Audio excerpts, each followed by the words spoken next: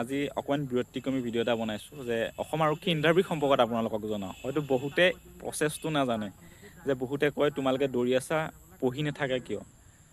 একদম ৰাইট কথা, পঢ়িবই লাগিব, পঢ়িলেহে চাকৰি পাব লাগিব। কিন্তু তাৰ আগত দুটামান কথা আপোনালোকক জনাওঁ বুলি ভাবিছোঁ, যে অসম আৰক্ষী ইণ্টাৰভিউটো কিমান এটা টাফ সেই কথাটোৰ সম্পৰ্কে আপোনালোকক জনাওঁ বুলি ভাবিছোঁ। আৰু বহুতেও হাঁহে যে সিহঁতি অসম আৰক্ষী বা অসম বন বিভাগৰ কাৰণে দৌৰি আছে, কিনো কোনো গুৰুত্ব নিদিয়ে। কিন্তু এই চাকৰিটো ল'বৰ কাৰণে ইমান সহজ নহয়। আপোনালোকৰ সম্পূৰ্ণ কথাখিনিও যাম, যিসকলে জানে তেওঁলোকক কোৱা নাই কিন্তু দেই, যিসকলে এই প্ৰচেছটো সম্পৰ্কে নাজানে, পঢ়াৰ কথা বেছিকৈ কয়, পঢ়িব লাগিব সেইটো একদম 100% ৰাইট, কিন্তু পঢ়াৰ কথাটো ক'ম, বা যিসকলে যে গুৰুত্ব নিদিয়ে যে অসম আৰক্ষীৰ কাৰণে দৌৰি আছে, বন বিভাগৰ কাৰণে দৌৰি আছে, তেওঁলোকৰ কাৰণে এই ভিডিঅ'টো চাওক। অসম আৰক্ষী বা অসম বন বিভাগৰ শাৰীৰিক যোনটো পৰীক্ষা আছে একদম ছেইম হয়। প্ৰথম কথাটো হ'ল 32 ল'ৰা কথা কৈছোঁ বিশেষকৈ মই, 3200 মিটাৰ ৰানিং কৰিব লাগিব। 3200 মিটাৰ ৰানিঙত 16 পাক, 200 মিটাৰ ট্ৰেক 16 পাক ৰানিং কৰিব লাগিব। আৰু 16 পাকত কোৱালিফাইটো হ'ল 14 নম্বৰ, আৰু 14 মিনিট। 14 মিনিটত কোৱালিফাই কৰিলে আপুনি 10 নম্বৰ পাব। আপোনালোকৰ শাৰীৰিক পৰীক্ষাত থাকে টোটেল 40 নম্বৰ, বুজি পাইছে নহয়? গতিকে আপোনালোকে যদি 14 মিনিটত কোৱালিফাই কৰে ৰানিংটো 16 পাক, তেতিয়া আপোনালোকে 10 নম্বৰ পাব।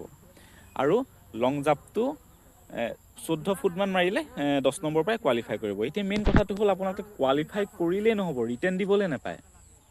সেই যে 40 নম্বৰ আছে জাম্প আৰু দৌৰত, সেই 40ৰ ভিতৰত মিনিমাম স্ক'ৰ কৰিব লাগিব আপোনালোকে 33।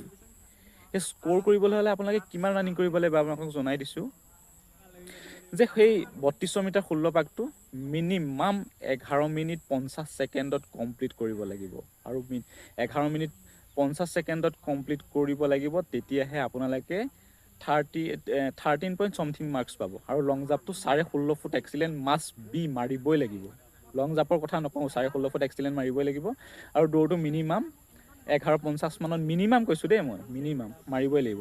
তাতে কাষ্ট ৱাইজ আছে, আমি জেনেৰেল কাষ্টৰ ল'ৰা ছোৱালীখিনিয়ে সেই ফিজিকেলৰ মাৰ্কছটো যে বেছি পাব লাগিব। সকলোৰে কাষ্ট ৱাইজত মাৰ্কছটো যেনেকৈ আমাৰ ৰিটেনৰ কাৰণে হয়, ফিজিকেলতো তেনেকুৱা।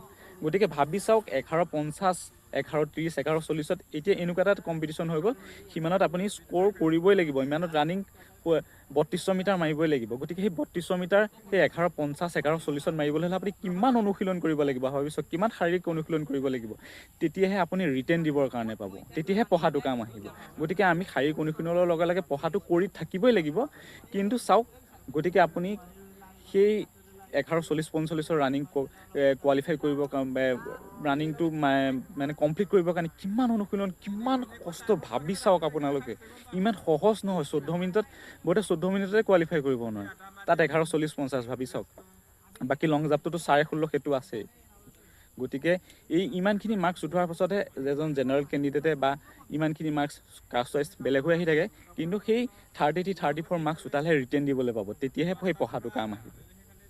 গতিকে কেতিয়াও নাহাঁহিব যে এই পুলিচৰ কাৰণে বা কিবা কাৰণে দৌৰি আছে। গতিকে ইমান সহজ নহয় চাকৰি পোৱাটো। শাৰীৰিক আৰু লগতে ফিজিকেলি মেণ্টেলি সমানেই লাগিব। আৰু ফিজিকেলি কিমান কষ্ট মই আপোনালোকক বুজাই দিলোঁৱেই। গতিকে এইটোৱে ৰিয়েলিটি। গতিকে ইমান, আৰু আমি যদি এসপ্তাহমান গেপ দি দিওঁ, আমাৰ সেই ৰানিংটো কমি আহে। গতিকে ভাবি চাওক, সদায় এনেধৰণে এটা টাইম মেইনটেইন কৰি ৰানিং কৰি থকাটো কিমান কষ্টকৰ হয়। গতিকে ইনেই ল'ৰাবিলাকে দৌৰি নাথাকে অতদিনে। গতিকে ইয়াৰ কষ্টৰ, এই সফলতাৰ আঁৰত বা এই কষ্ট কিমান আপোনালোকে এবাৰ উপলব্ধি কৰি চাওক।